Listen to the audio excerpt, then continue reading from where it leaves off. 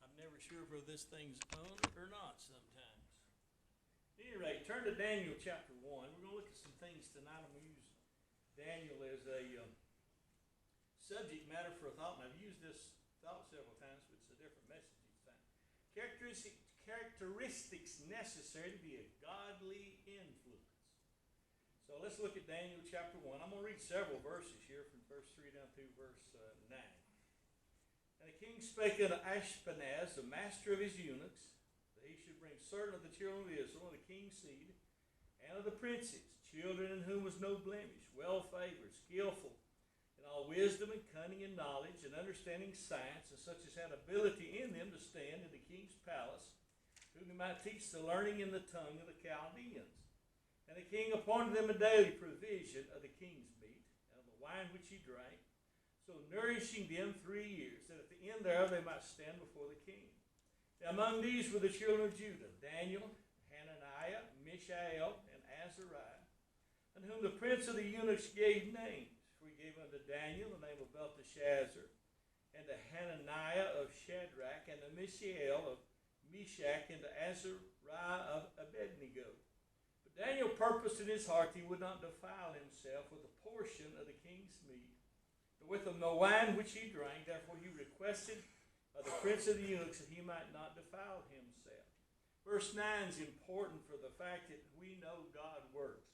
Now God had brought Daniel into favor and tender love with the prince of the eunuchs. I'm going to read some more, but go ahead and be seated. We're going to look at some things tonight. Other verses I could have chosen. I could have chosen different men in different circumstances. Like I said, I've done this before.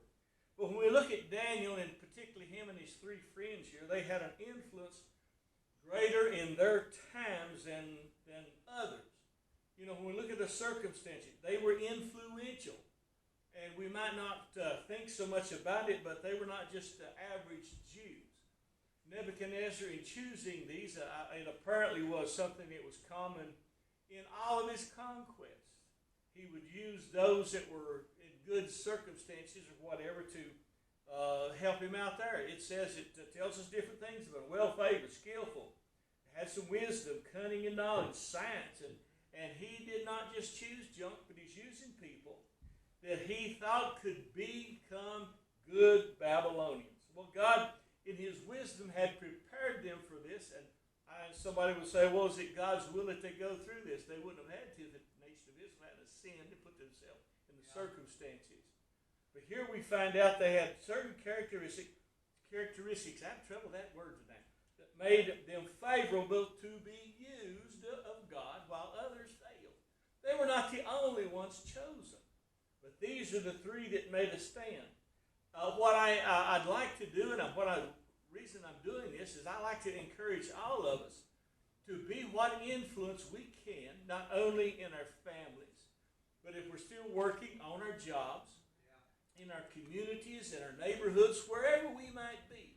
We should try to make ourselves to be influential, to be somebody that would give an influence in wherever the circumstances were. They were capable of being a good influence, but a lot of people are capable. You might be put in that circumstance, but not all people answer the call like these 3 did. What I'm saying, capability doesn't mean availability.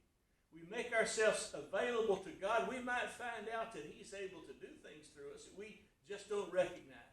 But I want to look at some things with Daniel here and these 3 men to give us a little encouragement on being an influence, a godly influence. Now, I said that. I was thinking today, lots of times we influence in the other direction. We influence somebody to be not to be encouraged in the Christian walk. We have people in church that on Monday they walk the same way that the folks that are lost in the workplace are. Maybe they still are. I don't know. All I know is we're supposed to be showing something that the common, ordinary person is not doing. All right, let's look at some things here. Number 1, we're supposed to bloom where we're planted. Now that sounds a little odd, but the fact of the matter is wherever our circumstances are, wherever God puts us, that's where we're supposed to be an influence. And we would not want to be in the same circumstance as Daniel and these fellows are, because they're taken into slavery, their nation's been conquered, and everything, and they're going off into captivity. We don't want that. But it's easy sometimes to say that we are not going to be able to do something there. We would think and hope that we didn't receive this blessing that these three did, or four of them did. And God's put them in a position that they could just be something and bear fruit for God. The biggest thing is, lots of people would just say, well, it's not my fault. God's left us here and I don't have to do anything. This is what Ezekiel said. Ezekiel has already gone into captivity before Daniel did. There's three deportations of the nation of Israel. Most people don't realize that. Daniel's in the second. Ezekiel's already gone. He's already there. But this is what he writes from his captivity. The word of the Lord that came unto me, saying, what mean ye that ye use this proverb concerning the land of Israel, saying, the fathers have eaten sour grapes, and the children's teeth are set on edge? Now, what are they saying? They're saying it was our father's fault. They're saying they've sinned, and we're having to suffer the consequences of it. But God said this, as I live, saith the Lord God, you shall not have occasion anymore to use this proverb in Israel. And he goes on through Ezekiel to say that sinneth is going to pay for his crimes, or pay for his sins. But the fact of the matter is, they're trying to blame father and blame their mother, blame the past generations. We're seeing that today in our society. There's a blame put on past generations for some things, and we're supposed to be paying the price for it. Well, that's not right. Yeah. But the fact of the matter is, our parents they sinned, and they're making mistakes, but we're making the same ones today. And Daniel and these fellows here, listen, need to understand, we're supposed to bloom where we're planted. If God puts us in a circumstance, and that's what we're supposed to do. Yes, the fathers had sinned. Ezekiel's already in captivity because of those things. But no doubt some in his generation, they're just saying, it's my father's fault. It's not my fault. It's not my fault. Well, I'm starting to hear it's not my fault. A lot of things are not my fault today, but we're still paying a price for it. And they remain faithful to God. And I've thought about this as I've studied the book of Daniel many years. They didn't just all of a sudden decide to make a stand for God. I think they were already in that circumstance. They were already servants of God. So when they put them in this circumstance, they just continued what God had already begun in them. Yeah, they didn't have the temple. They didn't have the people around them or whatever the circumstances were. Pastors could find excuses for failing. And today what we say is, well, in this day and time you just can't do anything. You can't reach anybody. Well, it's difficult. It's harder. I'll admit that because I've been in church now a long time, and I've seen it a whole lot easier to reach people than today. You don't see too many lost people going to church today. But the fact of the matter is, we can find excuses, but what we need to do is learn that whatever circumstance we're in, that's where we're supposed to be doing. Same thing we read with Ronnie and Rebecca Starr. Great, godly people. It doesn't make any difference if they're going to the hospital because one of them is sick. Like you just said, that Rebecca said her doctor thinks she should be dead by now. Well, granted, that's probably the case, except God's intervened. And he's intervened for a purpose. They could just say, pity on me, pity on me, pity on me. I've been a missionary for 40 years, and I just need to have some rest. And now they just do whatever they've got opportunity for. Like, it may be not a good time that's conducted to witnessing, but if God blesses in it, it'll work. I think of Joseph and what he went through. I wonder sometimes if it might have been different in Joseph's life, if his brothers had been different. What are we causing somebody else to go through in order to accomplish God's will? Now, we know that God's put him there so he can save listen, he's put him there to save the brothers that sold him into slavery. Now, think about that for just a moment. And I know that when we read what Joseph said later, he said, I don't blame you boys. He said, God's put me here for a purpose. Well, I still say that they did wrong. They sinned in what they did. But God is able to take the bad and make something out of it in the end. Well, what would Joseph's life been like if his brothers had to be like? What would somebody else's life be like if we touched them with the Word of God somewhere along the line? I'm glad there's this.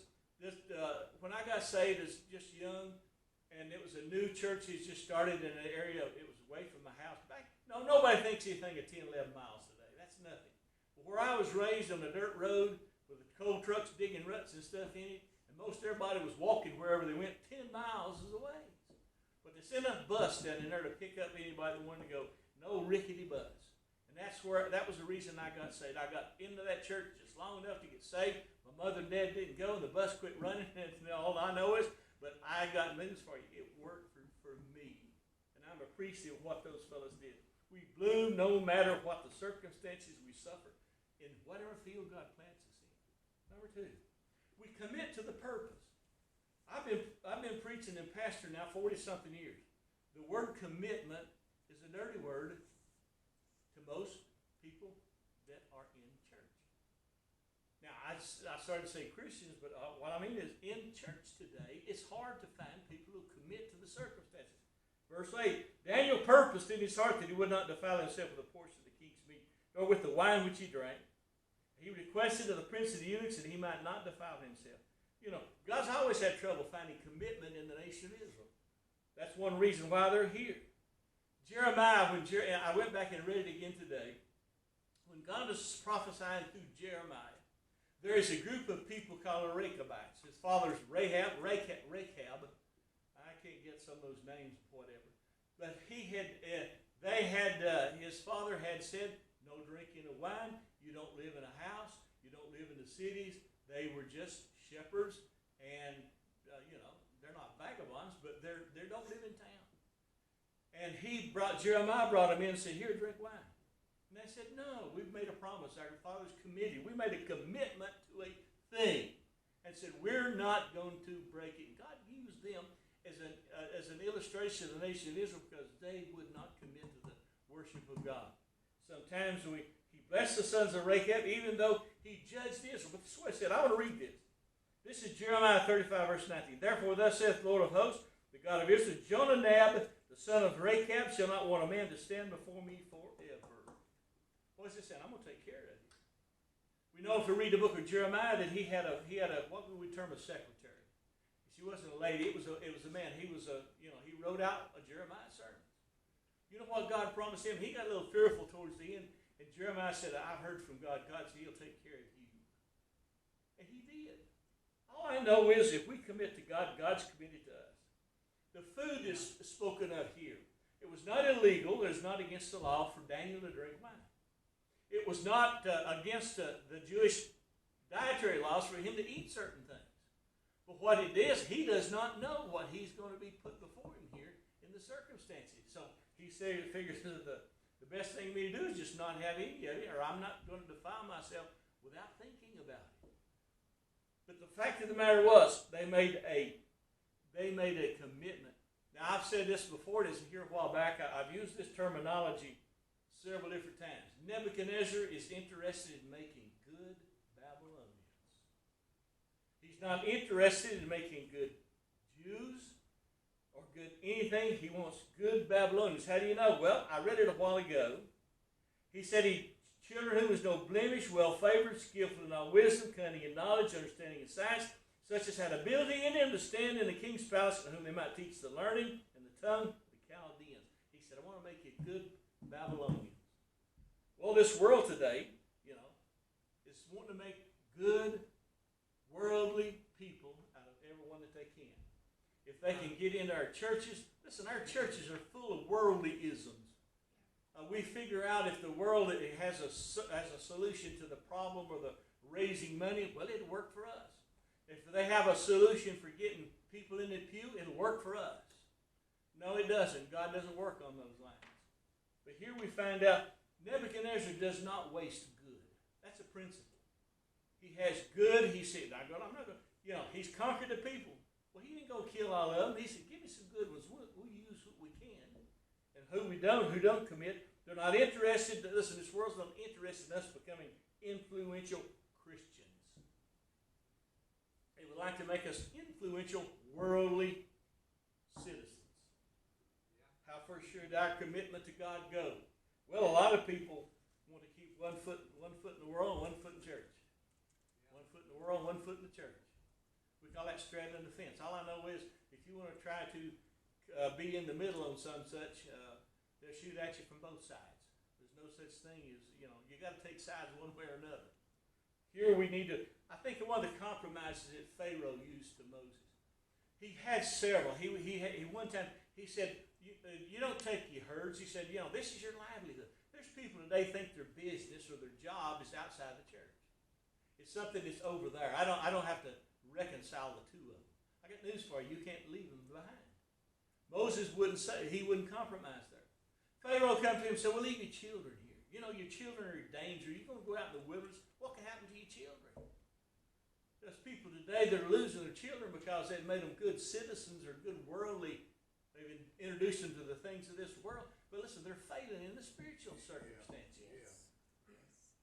Now, churches are failing too. But the fact of the matter is, the idea today is Sunday school's for little kids, isn't it? Little bitty kids. I was 30-something years old when we got in church. Sunday school teacher. Brother Stanley at one time was my Sunday school teacher, my pastor. He gave a test one time in Sunday school. I used to joke about y'all when I taught Sunday school here about giving a test. Well, he gave a test one time. Who gives a test in Sunday school? Well, at church it's teaching a lot of things of the Word of God. Yeah, you need to understand those things. But the fact of the matter is here, listen, he had compromises. This is what Moses said. I'm going to read this in Exodus chapter 8. Pharaoh called for Moses and Aaron and said, go ye sacrifice to your God in the land. That was the other thing he said. He said, you want to go 3 days out in the wilderness? He said, just do it here. You can't worship in the world. There's no such thing as a worship here. And that's what they told Pharaoh. Pharaoh said, I'll let you go that you may sacrifice the Lord your God in the wilderness, only you shall not go very far away. Entreat for me. This world today, as long as you stay in church and don't divorce yourself from the circumstances of the world, they're happy. And if you just don't get too fanatical in it. Listen, some people don't understand if you go to church every time the door's open. They just don't understand that. Well, I figure if the church is open, I'm supposed to be there. Worldly church members is never going to influence in the right direction. Your neighbors will always, you can tell them you're a Christian, you can maybe talk to them sometime about the Lord, but they're not going to receive it because they don't see it in certainly influence in the other direction. How many times have any of us, when we talk to somebody, well, preacher so-and-so at church over there, he did this and he did that, deacon so-and-so, or somebody in church, well, if he's going to heaven, or if he's going to heaven, I'm going to too. Well, all I know is Moses said to Pharaoh when the compromises happened. I want to read you what he said. This is Exodus 10:9. I've always liked this. Moses said, we'll go with our young, with our old, with our sons, daughters, with their flocks, and with their herds will we go, for we was told a feast unto the Lord. He also told him one time, he said, we don't know what God's going to want. So we're taking everything. The principal area is everything that we got is supposed to belong to God. I know we talk about tithing in church a lot, but the fact of the matter is, it all belongs to God.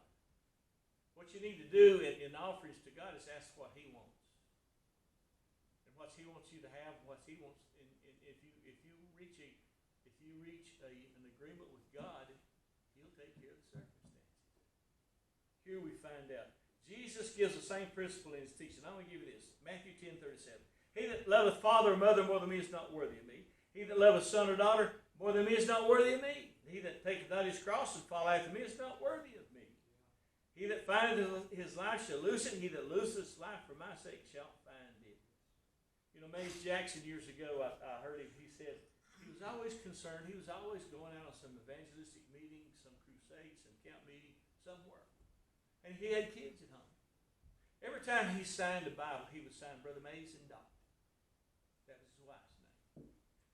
But he said, God told him, he said, you take care of what I'm giving you here. And he said, I'll take care of the rest.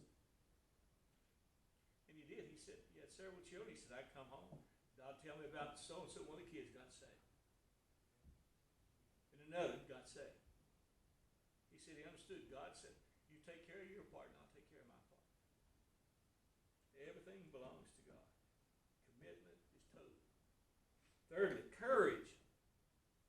Somewhere along the line, we're going to have the courage to act on what we say our faith is supposed to be leading to. Faith is always shown by actions. I love what James said. He said, you can say you have faith. He said, show me thy faith without thy works. And he said, I'll show you my faith by my works. Every person in Hebrews chapter 11 has a work or an act that's associated with their faith.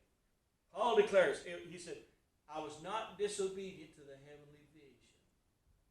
And you say, well, if I had a vision like Paul was, I wouldn't be disobedient either. Yes, we would. First time they beat us. First time they stoned us. First time they whipped us or whatever. Paul said 39 stripes save one. 5 times, wasn't it, David? We was looking at that the other day. 5 times. So, he had enough problems, but he said, I was going to be faithful to the vision. He said, this is what Daniel said, prove thy service. Look at the fellows in charge. Prove thy service. Give us 10 days. And let us give us pulse to eat. And I don't know what pulse is, and I've heard not commentaries on what it. All I know it was just simple food. When I was growing up, it was beans and potatoes. Potatoes and beans. Beans and potatoes. But in the summertime, we had tomatoes fresh. Our beans is fresh off the vine. All that stuff was right out of the garden. Boy, I complained back in those days, but my gosh, I'd love to have some of the things I had those times. This is what we need to understand. I don't know what that is, but all he said, just give us simple food. He does not know for sure, except he says, you just try God. Now, the psalmist said, taste and see that the Lord is good. Which means the same thing. Try him and see. When we're worried about finances and worried about things, try God. See what he says. If he says to give, you got $10. If he says to give $2, then try it and see. Later this type of courage is going to allow his 3 friends to go through the fire. Oh, that golden image that Nebuchadnezzar is going to set up. Now we can rejoice over their deliverance all we want to. But the fact of the matter is, and I've stressed this before, they didn't know they were going to survive. All they knew is, this is what it said. If it be so, our God whom we serve is able to deliver us from the burning fiery furnace. And he will deliver us out of thine hand, O king. But if not, be it known to thee, we will not serve thy gods or worship the golden image which thou hast set up. Somewhere along that commitment is going to require some courage to do it. Again, I asked a missionary years ago when we first started preaching. There's churches all over the place. And I'd asked him, I said, how do you know that if you're not, how do you know if you're called to the mission field? He said, if you can keep from going, don't go. And I remembered that. And as for preaching, if I can quit preaching, then I better quit. I haven't found a quitting spot yet. Now, Elijah, all these people, Elijah, Joshua, Caleb, Moses, they could have done some things. Moses could have had it easy. All he had to do is stick in Egypt. This is what I said. This is Hebrews 11 talking about Moses. By faith, Moses, when he's come to years, refused to be called the son of Pharaoh's daughter. He was in lineage to the kingship. Choosing rather to suffer affliction with the people of God to enjoy the pleasures of sin for a season. May I say, pleasures of sin are only for a season. They don't last forever. David's talked about his brother having a lot of physical problems. I had a friend of mine years ago. He got into drugs and was a good musician. But he told me, this is years later, he said, Larry, I've lost a lot of my musical and ability as a musician. He said, drugs took it away from me. All I know is that things like that will rob you. Fear. We have fear of so many things. Jesus puts fear in his place there in Matthew chapter 10. He said, fear not him which is able to kill the body, but rather fear him which is able to destroy both soul and body. Who we're supposed to be afraid of? Well, that fear of God that people say, well, I don't think you're supposed to be afraid of God, and I'll make a difference in our life. His 3 friends' courage was part of what is going to influence Nebuchadnezzar. I'd love to read the first 4 chapters of the book of Daniel. It's not a lot of prophecy, so to speak, in there, but it's actual practical stuff. You see the progression of Nebuchadnezzar from an ungodly king to a believer in the God of the nation of Israel. This is what it said after them boys come out of that fiery furnace. He said, Nebuchadnezzar spake and said, Blessed be the God of Shadrach, Meshach, and Abednego, who has sent his angel and delivered his servants that trusted in him, and have changed the king's word and yielded their bodies that they might not serve nor worship any God except their own God. Now, he ain't completely there yet. But he just said this in verse 29. I make a decree that every people, nation, and language which speak anything amiss against the God of Shadrach, Meshach, and Abednego shall be cut to pieces. Their houses shall be made a dunghill, because there's no other God that can deliver after this sword. It affected him. Our courage will affect, our commitment will affect somebody else. Confidence. When it come time, I've got something up here in these glasses that's bugging me. When it come time when Nebuchadnezzar had that first vision or the dream, and nobody could tell him what it was. He's going to kill all them wise men, so-called wise men, magi, the magicians and all those things. Daniel's one of them, his 3 friends. Well, the guy that's in charge of taking care of this, lopping off their heads, when he comes to Daniel, he said, why is the king such a big hurry over this? He said, you tell him I'll take care of that. And he did. Listen, he went in, desired the king that he would give him time and that he would show the king the interpretation. And they get together and they pray. That is one of the things that we have. If we do not understand what God's doing, then we better find out. And if we get together, and that's what they did, they got together, and him and his 3 friends, and they prayed, and they were confident that God would give them an answer. And he did. James 1:5. If any of you lack wisdom, let him ask of God, that giveth to all men liberally, and upbraideth not. Which means if we don't understand something in this book, we pray. And he's not talking about knowledge, he's talking about wisdom. What is the difference between wisdom and knowledge? To my light, or to my thinking, wisdom is the ability to use knowledge. Now, there's some smart people in this world, but they're as lost as ball and tall weeds, which means they have no wisdom, they just got knowledge. We used to have a church, we used to have a store out there in Oak Ridge, and had a bunch of them eggheads out there, rocket scientists. They couldn't hardly find their way through the front door. Some of them had no idea what was going on half the time. They were smart. Now, all I know is there are a lot of things in the spiritual realm and in the natural realm we cannot control. We have to understand who is in charge. And it may not, you say, well, God's surely not in charge of this. Yes, he put them just exactly where they need to be. Now, it ain't fun being there where they're at. It ain't fun being a slave. It ain't fun in the circumstances. You know, but we can be confident in some things with God. We can be confident of our salvation. People keep telling me, you can't know that you're saved until you get to the end. They keep quoting to me with the book of Matthew where it says, he that endureth to the end shall be saved. I said, who are you talking about? Well, it's the church. Who said so? The church is only mentioned 2 times in all 4 Gospels. 2 times. He wasn't preaching the gospel of the grace of God. He's preaching the gospel of the kingdom. John, Jesus, the gospel of the kingdom of heaven, or the things that has to do with the kingdom of heaven. You know, I got news for you. This is what John said. 1 John 5:12. He that hath the Son hath everlasting, or hath life. He that hath not the Son of God hath not life, which means you're not even alive. These things have I written unto you that believe on the name of the Son of God, that you may know that you have eternal life, that you may believe on the name of the Son of God. This is the confidence we have in him. If we ask anything according to his will, he heareth us. Now the key there is according to his will.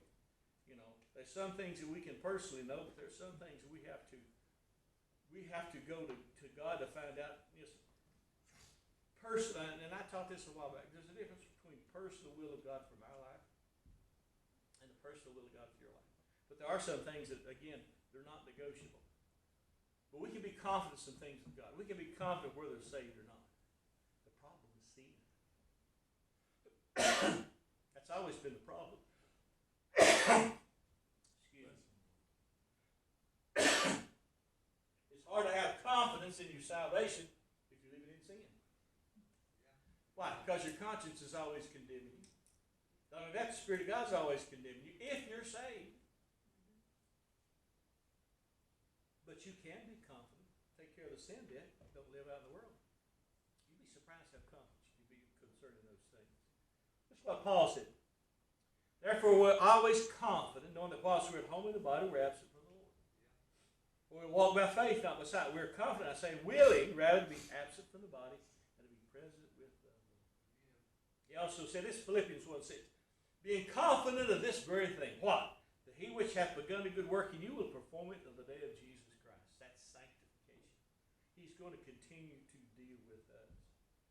In conclusion here, the things that I've tried to picture here with Daniel and his friends will work today. It will influence those who we come into contact with in a godly manner. We can see that in the progression. I mentioned one of those verses concerning Nebuchadnezzar as to who the God of Israel is. I've thought about this for, now he uses Daniel for a whole lot of things.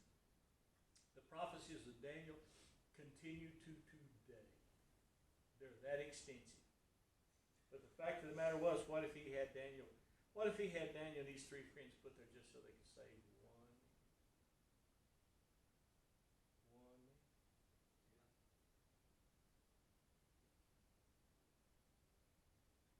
God's the one who gave us the worth of the soul.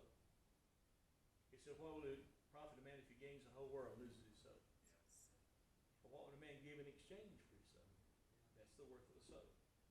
So I don't know that that's the case. I'm just saying, when we look at God, when we look at the circumstances, there's a progression here in Daniel's and these three young men. Their commitment to God, he learned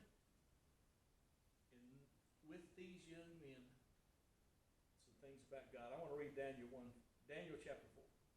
This is Nebuchadnezzar as he gets to the end of these circumstances. Nebuchadnezzar the king, and all people, nations, and languages that dwell in all the earth, peace be multiplied unto you. When I read it, listen, I understand something. He wrote this to somebody. He wrote it down. So it's not just in the Word of God, but I believe he wrote it somewhere else.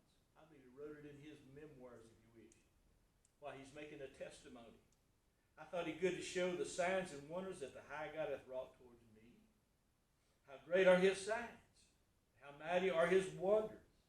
His kingdom is an everlasting kingdom, and his dominion is from generation to generation. How does someone say that there is no literal kingdom? Nebuchadnezzar saw it. Verse 37, though, now I, Nebuchadnezzar, praise and extol and honor the King of heaven, all whose words are truth, his ways judgment, those who walk in pride, he's able to abase. He learned that personally. You know, what are you saying? Well, if you look at it here, they even influence their enemies.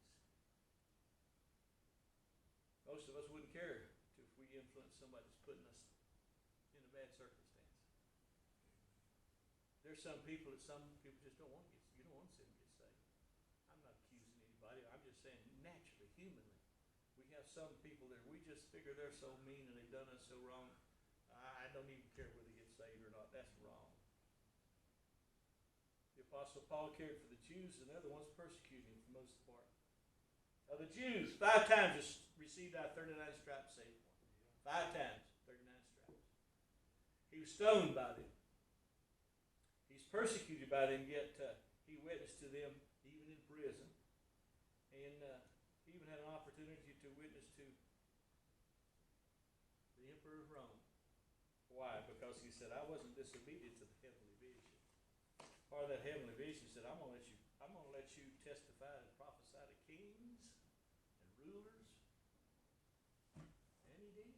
Yeah. It's just a wonderful thought to me that we can be an influence using these same 3 things that we signed here in Daniel.